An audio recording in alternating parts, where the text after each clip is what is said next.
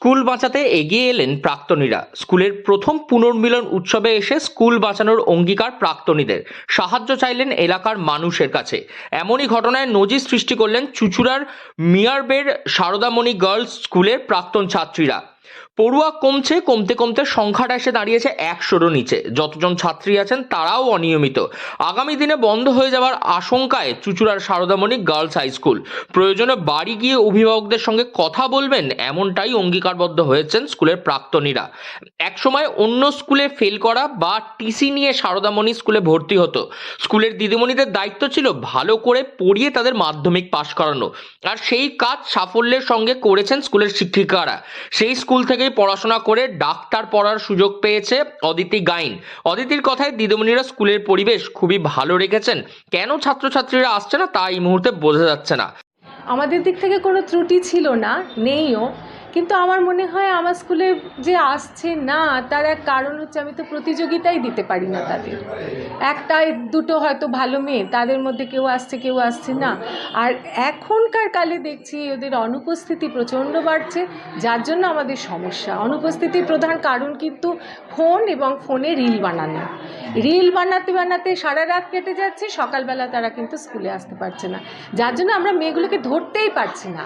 আগের মেয়েগুলোকে যেমন আমরা ধরে বেঁধে পড়াতে পারতাম, এখনকার মেয়েগুলোকে আমরা ধরতেই পারছি না। এটা মানে গার্জেনরাও ভীষণভাবে হতাশ হয়ে গেছে, আমরাও সেই হতাশ হয়ে গেছি। তবুও তার মধ্যে থেকে তো আলো বার করতেই হবে। সেই জন্যই আমাদের ইচ্ছা আবার আমাদের মেয়েরা আসুক, ভরুক আমাদের বিদ্যালয়। কোনো স্কুলে হয়তো বসতেই পারছে না, আর আমাদের এক দিদিমণিরা, সমস্ত প্রথম শ্রেণী পাওয়া দিদিমণিরা, তারা বসে বসে পড়ানোর জায়গা পাচ্ছে না। যে তাদের যে কিছু দেওয়া, সেই দেওয়াটা তারা দিতে পারছে না। স্কুলে একটা সময় 350-রও বেশি ছাত্রী ছিল, এখন সংখ্যাটা কমে দাঁড়িয়েছে 92। সেই ছাত্রীরাও নিয়মিত স্কুলে আসে না। কারা কারা স্কুলে অনুপস্থিত তাদের দেখে ফোন করে তাদেরকে স্কুলে ডেকে আনেন দিদিমণিরা। স্কুলের প্রধান শিক্ষিকা ডালিও মুখোপাধ্যায় জানান, মোবাইলে রিল বানাতে ক্লান্ত হয়ে পড়ে ছাত্রীদের একাংশ। পরের দিন তারা আর স্কুলে আসতে পারে না। অভিভাবকদের বুঝিয়ে বলেছে, কিন্তু কাজ হয় না। আমরা স্কুলে বেশিরভাগ গরিব মেয়েদের পড়ে, তাদের মধ্যেও মেধা আছে। আমরা চেষ্টা করি আলাদা করে সবাইকে গাইড করতে। স্কুলের প্রাক্তনীরা জানান, তারা যখন পড়েছেন তখন স্কুলের শিক্ষিকারাই সব শিখিয়েছেন তাদের, আলাদা করে টিউশন পর্যন্ত নিতে হয়নি।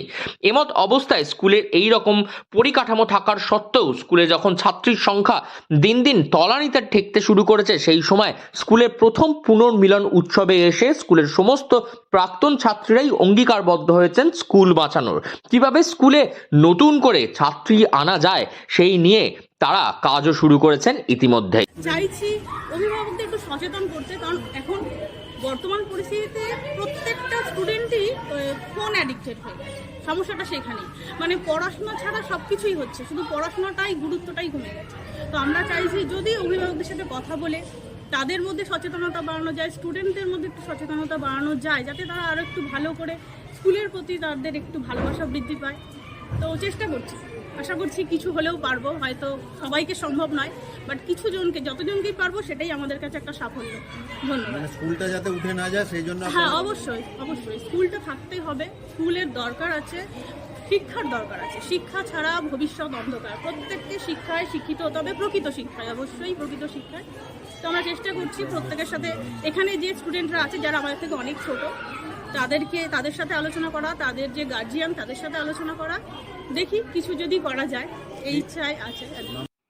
হুগলির চুঁচুড়া শহরের অন্যতম প্রাচীন এবং ঐতিহ্যপূর্ণ স্কুল একটি হলো এই সারদামণি গার্লস হাই স্কুল, এবং এই স্কুলেরই দিন দিন যেভাবে ছাত্রী সংখ্যা কমছে, সেখানে প্রাক্তনীদের এগিয়ে আসাকে অনেক সাধুবাদ জানাচ্ছেন শিক্ষক মহলের একাংশ। হুগলি থেকে রাহি হালদার, লোকাল 18 বাংলা।